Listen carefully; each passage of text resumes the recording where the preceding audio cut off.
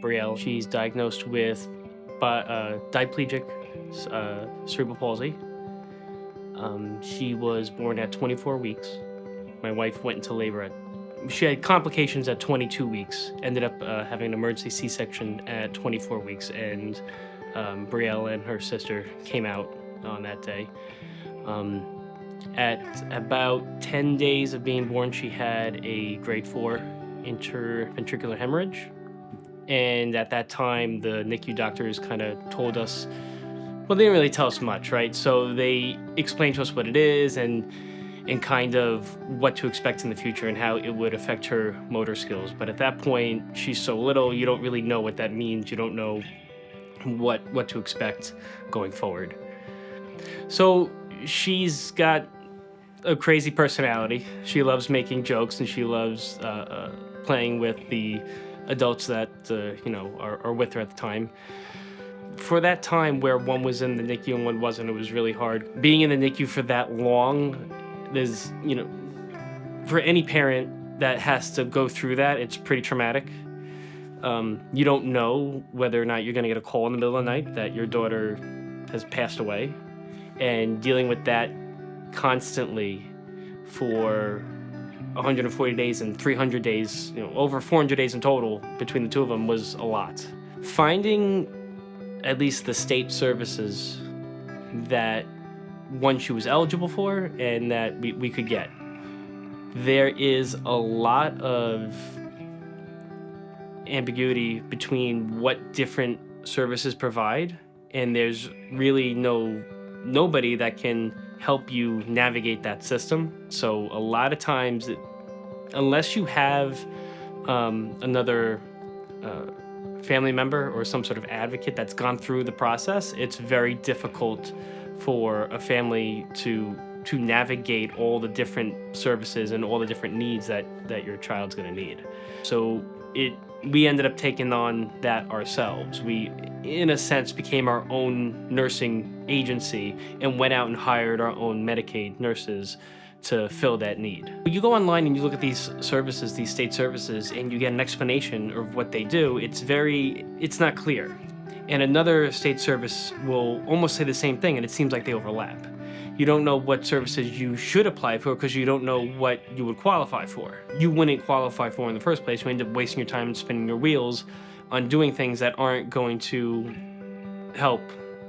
So as far as nursing goes, our insurance was not that helpful. They only allowed for 120 sessions at 4 hours.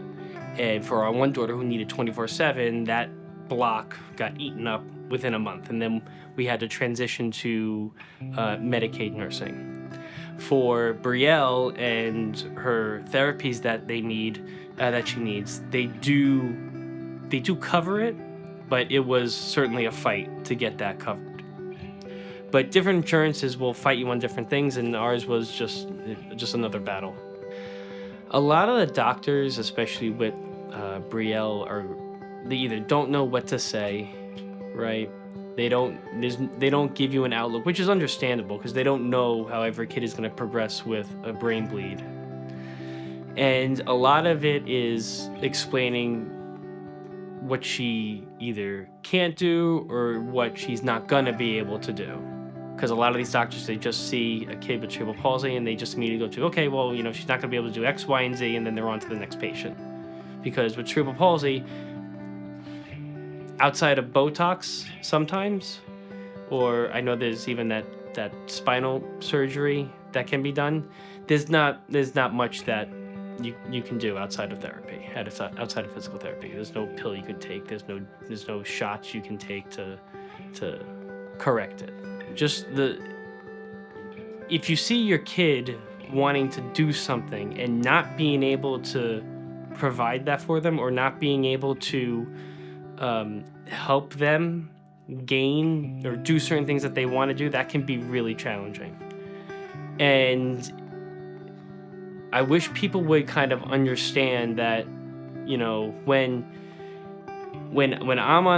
I'm trying to fight for the different things that she needs, it's because I love my daughter and I want her to have the best independent life that she can have.